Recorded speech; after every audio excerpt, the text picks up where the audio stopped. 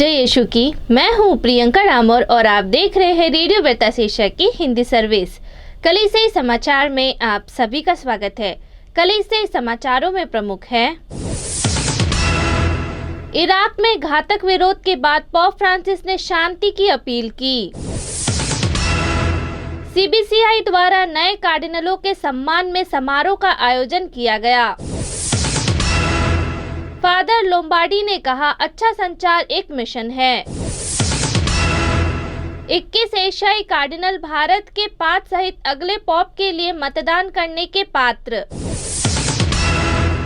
विनाशकारी बाढ़ के बीच पाकिस्तानी धर्माध्यक्षों ने मदद की गुहार लगाई। बांग्लादेश में युवाओं के लिए नैतिक और आध्यात्मिक गठन कार्यक्रम आयोजित किया गया। सिरो मालाबार चर्च ने 3 नए धर्माध्यक्षों की नियुक्ति की। पंजाब में चर्च में तोड़फोड़, आरोपियों ने पल्ली पुरोहित का वाहन जलाया। पंजाब के चर्च में तोड़फोड़ के कारण जालंधर धर्मप्रांत के सभी स्कूलों को बंद किया गया। मां मरियम के आदर में 9 दिवसीय नोवेना प्रार्थना की शुरुआत हुई। रेडियो वेरितास एशिया आपके लिए लेकर आए हैं RBA mobile app. RBA mobile app पर हमारे विभिन्न प्रकार के कार्यक्रमों का लाभ लें, हमसे जुड़े और एशियाई ईसाईयत की आवाज का हिस्सा बने। आज ही ऐप स्टोर एवं प्ले स्टोर से आरबीए मोबाइल ऐप डाउनलोड करें। अब जानते हैं समाचार विस्तार से। इराक में घातक विरोध के बाद पोप फ्रांसिस ने शांति की अपील की। बुधवार आम दर्शन समारोह के दौरान पोप फ्रांसिस ने इराक की राजधानी बगदाद में पिछले दिनों हिंसक विरोध प्रदर्शनों के मद्देनजर शांति, संवाद और बंधुत्व की अपील की है। उन्होंने पिछले कुछ दिनों से बगदाद में हो रही हिंसक घटनाओं पर अपनी चिंता व्यक्त की। इराक की राजधानी में सोमवार को विरोध प्रदर्शन और झड़पें हुई, जो मंगलवार की सुबह तक चली, जिसमें कम से कम 22 लोग मारे गए और दर्जनों घायल हो गए। एक प्रभावशाली शिया धर्मगुरु मुक्तदत्ता अल सदर द्वारा इराकी राजनीति से अपनी वापसी की घोषणा के बाद हिंसा भड़क उठी। उनके सैकड़ों नाराज अनुयायी ने सरकारी महलों पर धावा बोल दिया और सुरक्षा बलों के साथ झड़पें हुई। सीबीसीआई द्वारा नए कार्डिनलों के सम्मान में समारोह का आयोजन किया गया। भारतीय धर्माध्यक्षीय सम्मेलन ने मंगलवार शाम 6 नए एशियाई कार्डिनलों के सम्मान में सन पेत्रुस महागिरजाघर के पास एक समारोह का आयोजन किया।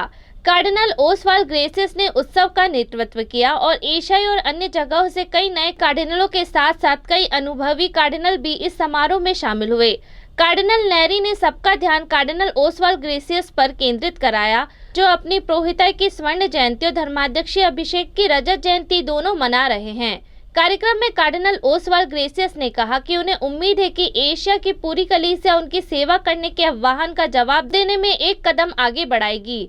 इस अवसर पर श्री निगेल फर्नांडिस ने called to serve Cardinal Oswald Gracias नई पुस्तक को प्रस्तुत किया।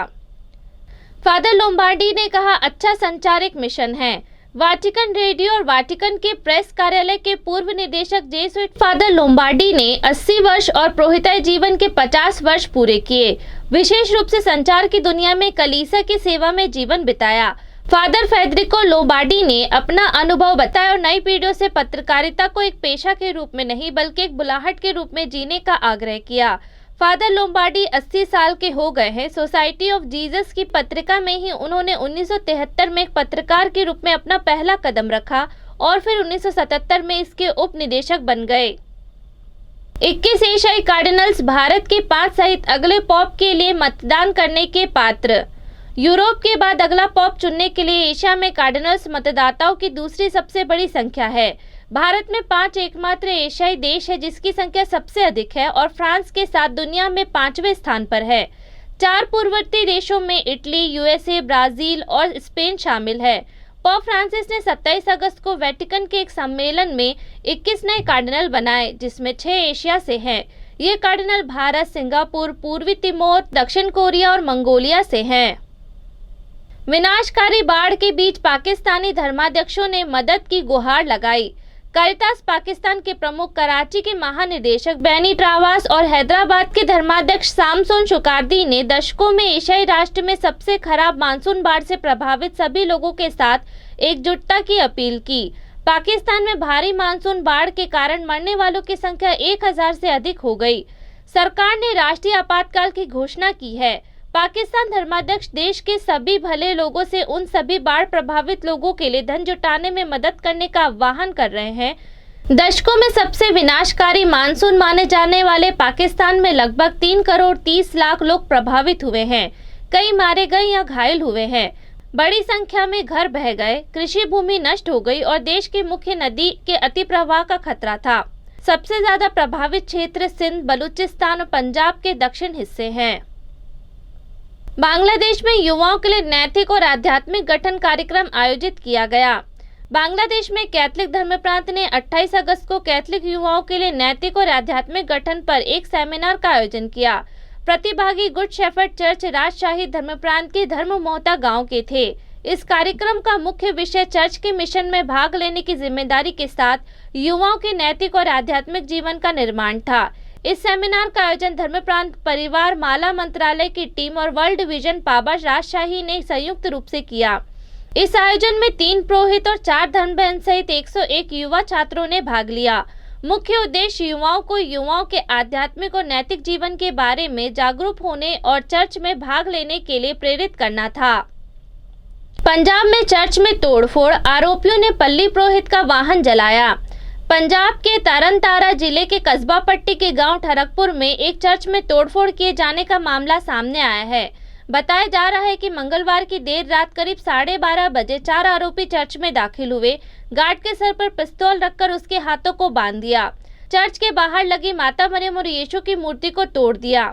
देर रात करीब 12:30 बजे 4 आरोपी चर्च में दाखिल हुए। सीसीटीवी फुटेज में 2 आरोपी दिखाई दे रहे हैं। आरोपियों ने मूर्ति का सिर अलग किया और उसे उठाकर साथ ले गए। जाते समय आरोपियों ने चर्च के अंदर खड़ी कार में भी आग लगा दी। इस घटना के बाद लोगों में आक्रोश व्याप्त है और पूरे इलाके में तनाव की स्थिति बनी हुई है। हालांकि पुलिस मामले की जांच में जुटी हुई है और इलाके में भारी पुलिस बल तैनात कर दिया गया है। पंजाब के चर्च में तोड़फोड़ के कारण जालंधर धर्मप्रांत के सभी स्कूलों को बंद किया गया। जालंधर के धर्मप्रांत ने उत्तर भारतीय राज्य पंजाब में तरनतारन के पास पट्टी में एक चर्च पर हमले को लेकर अपनी चिंता को देखते हुए जालंधर धर्मप्रांत ने 1 सितंबर को अपने सभी स्कूलों को बंद करने का फैसला किया है। धर्मप्रांत के प्रेरित प्रशासक एग्नेलो ग्रेसियस का 31 अगस्त का संदेश कहता है, हम सभी से सभी धर्मों के बीच शांति और सद्भाव की दिशा में काम करने का आह्वान करते हैं। 31 अगस्त की सुबह करीब 12:45 बजे हुई घटना के बाद सांप्रदायिक तनाव भड़क गया था। मां मरियम के आदर में 9 दिवसीय नवेना प्रार्थना की शुरुआत हुई। माता मरियम के जन्मोत्सव पर्व के पूर्व 9 दिवसीय नवेना पर्व की शुरुआत 30 अगस्त मंगलवार से हुई।